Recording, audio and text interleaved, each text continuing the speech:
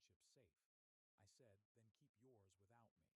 She called me dramatic until the hidden apartment lease, bank transfers, and doorbell footage turned her secret into evidence.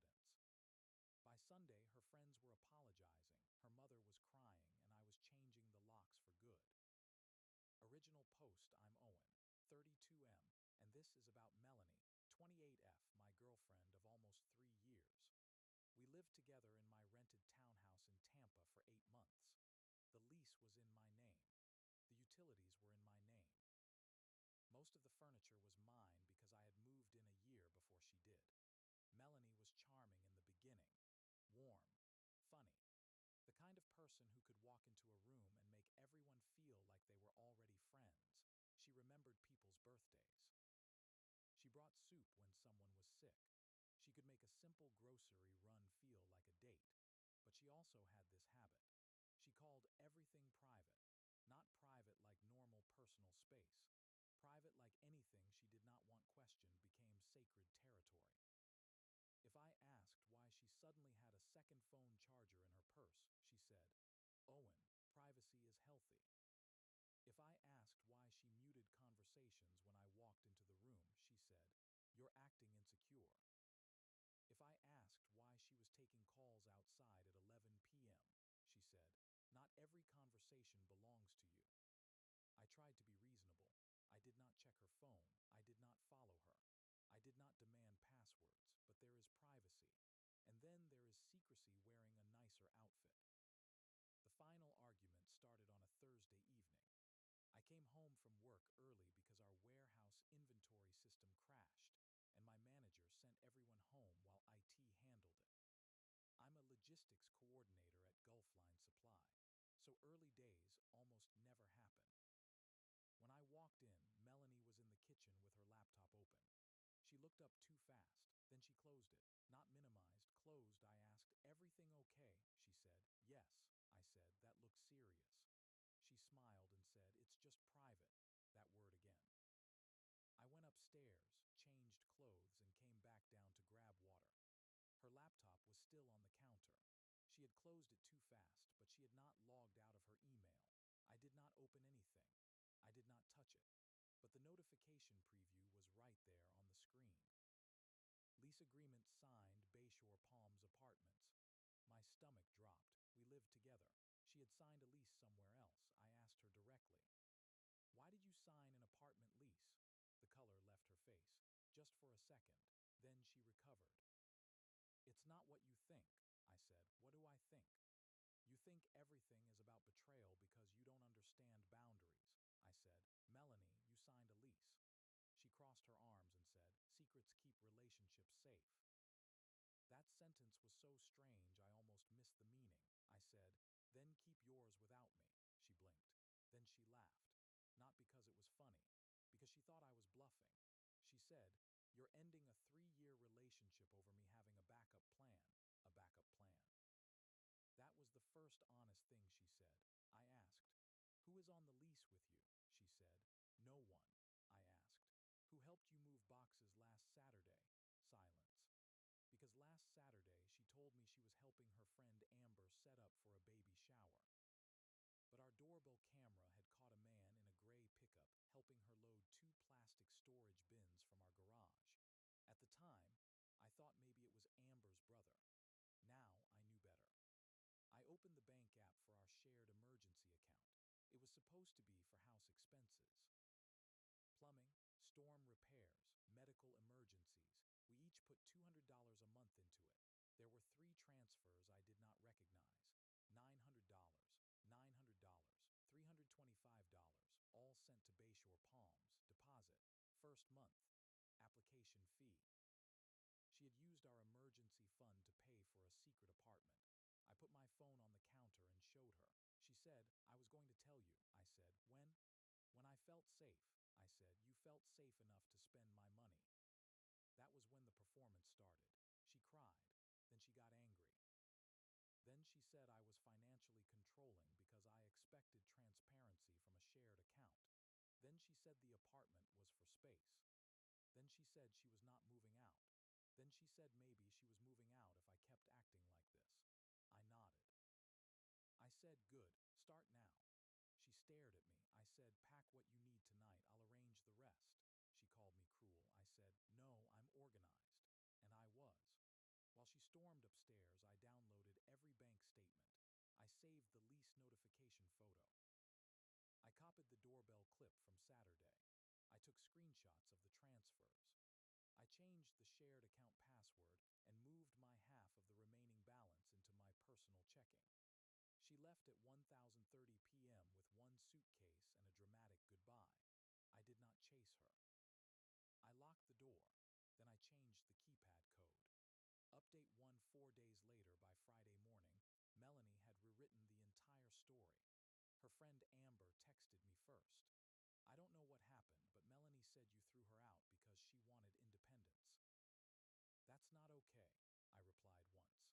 She signed a secret apartment lease using our shared emergency account and lied about it. Please don't contact me again. Amber replied, wait, what apartment? That told me Amber had not been part of the baby shower lie. I sent the screenshot of Bayshore Palms. Amber wrote back. She told me that was for her cousin. I said, apparently I paid her cousin's deposit. No reply. Then her sister Kayla messaged me on Instagram. You better not keep her belongings hostage. She's scared of you. I sent her a photo of the guest room, everything boxed neatly, clothes folded, shoes paired, makeup bag sealed, laptop charger in a labeled envelope. I wrote, she can pick up her belongings Saturday from 2 to 4 with one person present. Doorbell camera stays on, Kayla said. Why are you recording her? I said. Because your sister calls secrets safety and I call footage protection. Blocked. Saturday came. Melanie arrived at 217 with Kayla and the man from the doorbell footage. His name was Trevor. I learned that because Kayla said, Trevor, grab the bins, like this was normal. Trevor avoided eye contact. Smart man. I kept the chain lock on and passed boxes through the door one by one. Kayla filmed me like she was gathering evidence. I waved once at her phone and said, Melanie's belongings returned in good condition Saturday, 2:23 p.m. Kayla stopped filming. Melanie whispered, you're embarrassing yourself. I said, documentation rarely feels flattering. That annoyed her more than yelling would have. Then she asked for the TV. I said, my receipt, bought before you moved in. She asked for the couch. My receipt, she asked for the air fryer. Gift from my brother, then she said, fine, keep your sad little life. I said, that is the plan. Trevor smirked at that. Melanie saw it and snapped, don't laugh. Interesting moment. Very revealing. After they left, I checked the guest room. 2 small boxes remained. Books, winter clothes, a framed photo of her with her mom. I texted Melanie from my work phone because she had blocked my regular number after sending 27 messages. 2 boxes left. Schedule pickup by next Friday, she replied. You don't get to control my timeline. I said, after Friday they go to storage at your cost. She said, touch my things and I'll call police. So I did the opposite of reacting. I paid $104 for a small storage unit, first month free with a promo, and moved the boxes there after Friday passed. I photographed every item. I sent her the address, unit number, and access code. Then I blocked the work phone too. That night, Melanie's mother called. Her name was Denise. She had always liked me. She once told Melanie at Thanksgiving, Owen is steady, don't mess that up. This time, she sounded furious. Owen, what is this about you throwing my daughter's belongings into storage? I said, Denise, did Melanie tell you about the apartment? Silence. I said, did she tell you Trevor helped her move bins from my garage while she said she was helping Amber? Longer silence. Then Denise said, very quietly, who is Trevor? Unexpected ally number 1. I sent her the clean version. Lease screenshot, bank transfers, doorbell still, pickup messages. 30 minutes later, Denise texted, I am sorry, I did not know. I believed her. Melanie did not appreciate that. Update 2, 3 weeks later after Denise apologized, Melanie escalated. First came the social media post, a black background, white text. Some people punish you for having a private life because they wanted ownership, not love. The comments were exactly what you'd expect. Proud of you. Escape is brave. sounds scary, I said nothing. Then she posted a photo of the Bayshore Palms pool with the caption, "Peace looks like choosing yourself." I did laugh at that one, mostly because peace apparently cost $21.25 from our emergency fund. 2 days later, she came to my job. Gulf Line Supply has a front office with a receptionist named Marcy who has worked there for 20 years and treats drama like a weather report. Marcy called my desk. "There's a Melanie here. Says she needs to pick up medication from your truck." I said, "She has no medication in my truck." "Please ask her to leave," Marcy said. "She is crying." I said, "I'm sorry, Marcy." Marcy said, "Don't be. I've raised teenagers." My manager, Curtis, walked with me to the lobby. Melanie stood there holding an empty pharmacy bag. She said, "I just need my anxiety medication." I said, "There is no medication in my truck." Curtis asked, "Ma'am, do you have proof the medication is here?" She looked offended. "You're really going to make me prove my medical needs," Curtis said. "At a workplace, yes." That was the first time I almost smiled. She left, but not before saying, "You're going to regret making me look unstable." I documented it. Date, time, witness, statement. 2 days after that, I got an email from Bayshore Palms. "Hello, Owen. We received your maintenance request for Unit 3B." I had not submitted any maintenance request. Melanie had listed me as an emergency contact and co-occupant without permission. That mattered, because if rent went unpaid or damages happened, I did not want my name floating anywhere near that lease. I called the leasing office. The assistant manager, Priya, was surprisingly helpful. She said my name was on the contact sheet but not the lease. I asked her to remove it. She said she needed written confirmation. I sent a formal email saying I did not live there, did not authorize my name for the unit, and would not accept responsibility for the apartment. Priya replied within an hour confirming removal. I saved that too. Then came the fake crisis. At 12:48 a.m. on a Tuesday, Amber texted from a new number. "Melanie is having a panic attack and keeps saying she needs you." "Please just call her," I replied. "If Melanie is having a medical emergency, call 911. Amber said, "She doesn't need police, she needs closure." I replied, "Closure is not an emergency." The next morning, Denise called again, not angry this time, tired. She said, "Melanie told me you ignored her while she was in crisis." I said, "Was she in crisis?" Denise sighed. "She was at brunch with Trevor an hour later. Amber posted a picture by mistake. Unexpected ally number 2, that same week, Trevor came to my townhouse. Alone. Doorbell camera caught him standing there with his hands in his pockets like he had rehearsed being casual. I spoke through the speaker. "Can I help you?" he said. "Man, I don't want trouble. Melanie says you're holding her passport." I said, "Her passport was in the blue document folder she picked up Saturday. I have footage of her taking it." He looked down. Then he said, "She said you were dangerous." I said, "Then why would she send you here alone?" He actually looked embarrassed. I sent the footage to his phone after he gave me his number. He watched it on my porch. Then he said, "I'm sorry, man. I didn't know." I said, "You should probably start asking why she needs everyone else to retrieve things she already has." He nodded and left. Melanie called me from a blocked number 20 minutes later screaming that I had manipulated Trevor. I saved the voicemail. That was enough. I paid an attorney named Rachel $390 to send a cease and desist letter. No contact. No third-party contact. No workplace visits. No sending people to my home. No using my name on apartment paperwork. Melanie responded by taping an envelope to my front door. Inside was a printed photo of us from our first beach trip in Clearwater. On the back, she had written, "You'll miss the secrets when all you have left is silence." I read it once. Then I added it to the protective order file. Final update. 2 months later, the hearing was 7 weeks after the envelope. Melanie showed up in a pale blue dress with her hair curled. She brought Kayla. I brought Rachel and a binder thick enough to make Kayla stop glaring. The judge asked why I wanted a protective order.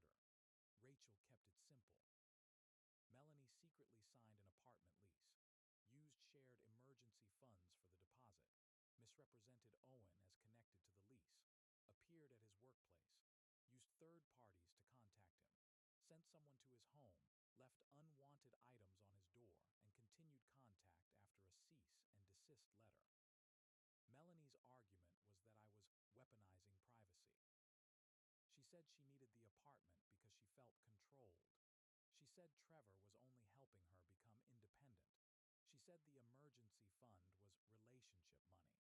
She said the workplace visit was for medication. She said the envelope was closure. The judge asked, "Was there medication in his truck?" Melanie said, "I believed there was." Rachel asked, "Do you have a prescription label, message, or witness showing medication was left there?" Melanie said, "No." The judge asked, "Why was his name on your apartment paperwork?" Melanie said, "It was just emergency information." Rachel showed the email from Priya confirming my name was listed as co-occupant contact without permission. Then came the doorbell footage. Trevor helping her move bins. Melanie trying the old door code after pickup day. Trevor returning for a passport she already had. The envelope being taped to my door at 11:36 p.m. Then the voicemail. "You'll regret turning everyone against me." The judge granted the order for 1 year. No contact. No third-party contact. Stay away from my home and workplace. Any remaining property issues had to go through Rachel. Melanie cried when it was read. Kayla cried too. Denise was not there, but she texted me that afternoon. "I'm sorry. I hope you find peace." I replied, "Thank you. I hope she does too." Then I blocked her number because peace sometimes needs boundaries even with kind people. 3 months later, life is quiet. Beautifully quiet. I got promoted to route operations lead at Gulfline Supply. Curtis said I had become weirdly calm under pressure. I did not tell him that after Melanie, warehouse delays felt relaxing. I closed the shared emergency account and opened a new one by myself. First deposit, $400. Real emergency money this time, not secret apartment money. I bought a new couch because the old one had too many memories of Melanie sitting sideways on it, explaining why honesty was less important than emotional safety. I started seeing someone named Tessa. She is 30, works as a dental hygienist, and once told me, "I'm private, but I'm not mysterious." That line alone almost made me propose on the spot. Kidding, mostly. The first time she had to cancel plans, she said, "My sister needs help moving. Here's what's going on, I'll call you tonight." No drama. No disappearing. No making me feel guilty for understanding basic reality. That is when I realized how tired I had been. Secrets are not always betrayal. Everyone deserves privacy. Everyone deserves a life that is not inspected under a flashlight. But secrecy is different. Secrecy changes the locks on truth. Secrecy spends shared money, hides apartment leases, sends other people to lie for you, and then calls your questions control. Privacy says, "This part of me is mine." Secrecy says, "I want the benefits of your trust while I remove your right to know what I'm doing with it." Melanie said secrets keep relationships safe. I learned secrets keep liars comfortable. And I was done paying rent on her comfort. If you faced something similar, or if you think I handled